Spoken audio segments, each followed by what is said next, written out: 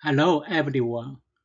I will introduce a new method for solving crystal structures. The initial study of this method was published in this paper. Today I will focus on the main ideas. For details like mathematical formulas, please refer to this paper. When X-ray passes through a crystal, it deflects into many spots. Each spot is indexed by three integers HKL, and the intensity of the spot is measured. The intensities of all deflection spots make up a raw dataset. To solve out the crystal structure, we use a concept called structure factor. A structure factor describes how X-ray deflects into a deflection spot. It is a complex number.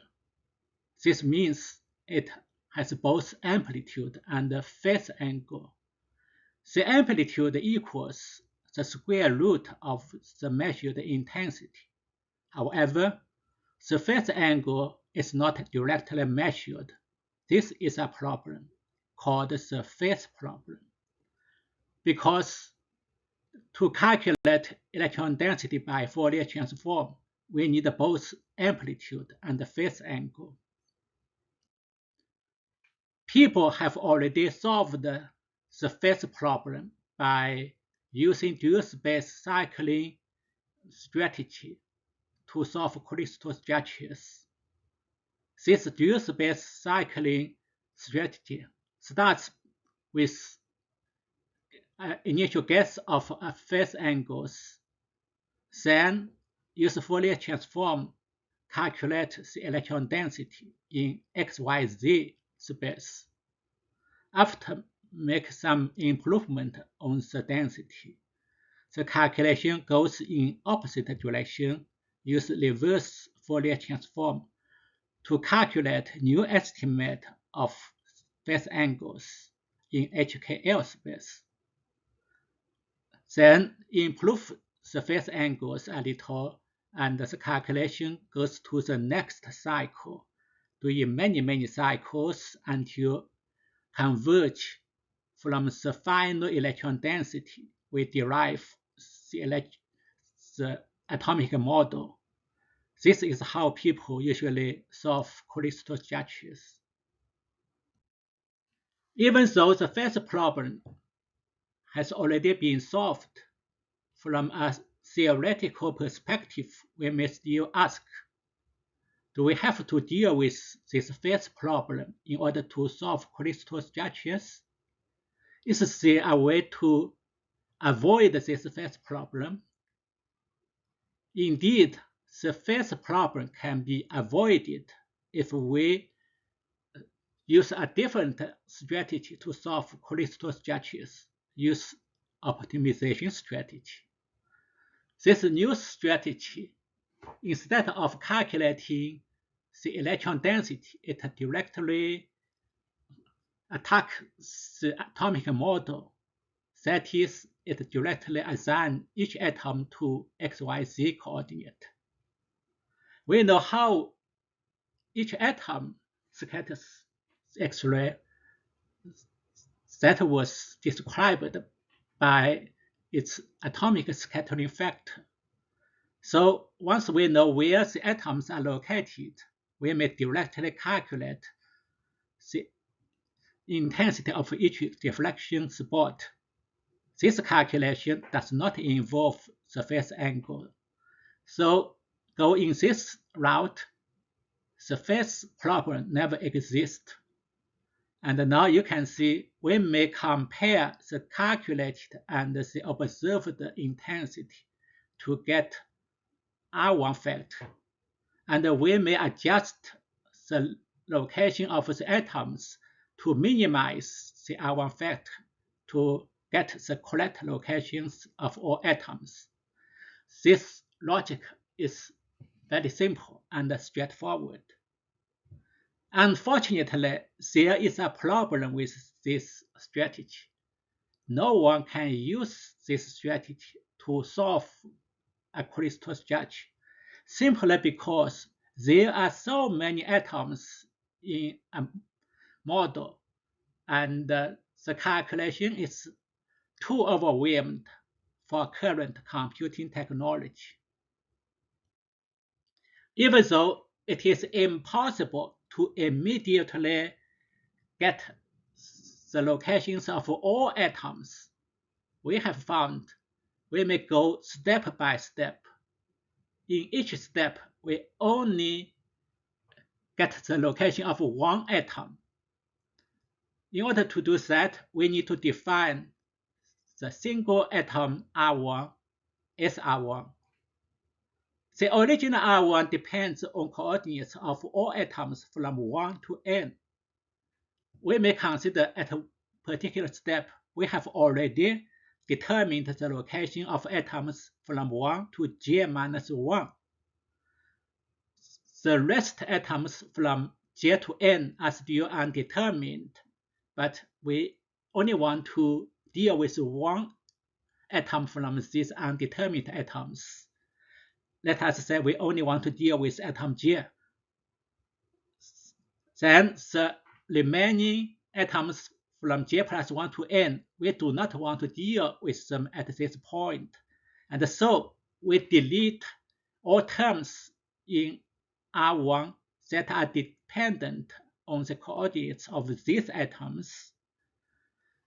The resulting approximate R1 will only depend on the location of atom j, because the coordinates of atoms from 1 to j minus 1 are known parameters. So we may find the location of atom j by minimizing SR1. One thing should be very careful. When deleting terms dependent on the coordinates of atoms from j plus 1 to n, we should not delete too much. The resulting SR1 no longer depends on the coordinates of these atoms, but it should still partially dependent on the atomic scattering factors of these atoms. If such partial dependence is also removed, the method will become very inefficient. Now, how to locate the very first atom? Very simple. You may put the first atom anywhere you want. For simplicity, we may put the first atom at 0.3, 0.3, 0.3. In this picture, the yellow ball is the first atom. The red dots suggest where the other atoms should be located. After we put the first atom, we may define SR1 for the second atom. When we move the second atom around, you may imagine when it moves over a red spot where there should be an atom there, SR1 will decrease, because when the second atom is located where there should be an atom, the model matches the reality much better. So we predict there should be a local minimum point at each location where there should be an atom there. And obviously, we should put the second atom at the lowest local minimum point. Let us say here is the lowest local minimum point of SR1, and we put the second atom here. After we put two atoms, we may define SR1 for the third atom, and again we put the third atom at the lowest local minimum point of its SR1. Similarly, we put more and more atoms, and in the end we complete the model. Now with this example, we are lucky because in one run, we get the correct model. Here is an example we are not so lucky because the resulting model contains incorrect atoms. These incorrect atoms are called ghost atoms. I have circled these ghost atoms with red pen. These ghost atoms should be deleted. After deleting the ghost atoms, the calculation can be resumed, and finally we get the correct model. Now, this is another example solved by the SR1 method. This model has 424 atoms. The black are carbon atoms, red oxygen.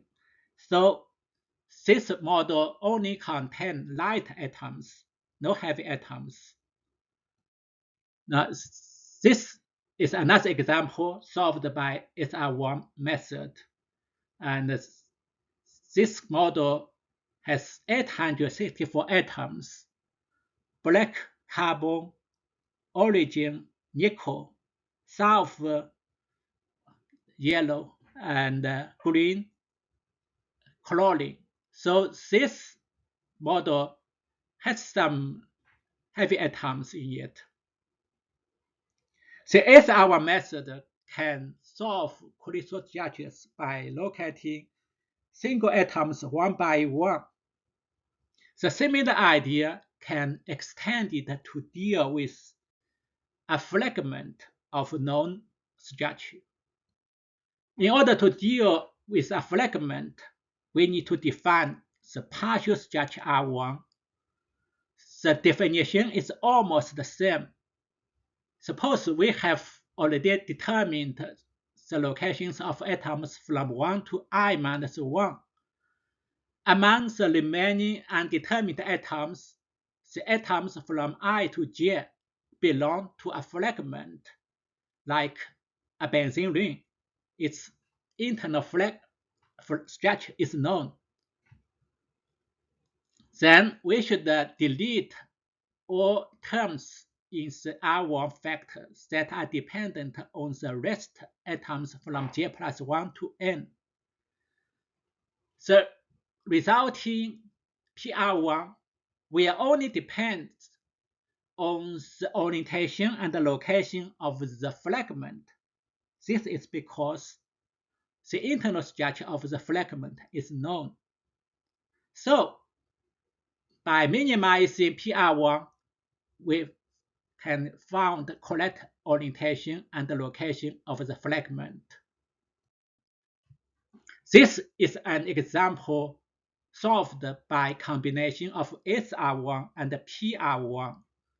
In this model, there are tin atoms and iodine atoms. These heavy atoms are located by SR1 method one by one. Then there are 4 C60 molecules. These molecules are located and oriented by PR1 method. Finally, this model is solved by the PR1 method only. In this model, there is only one C60 molecule, so we may conveniently put the cell origin at the center of the C60 molecule. Then this C60 molecule is oriented by PR1 method.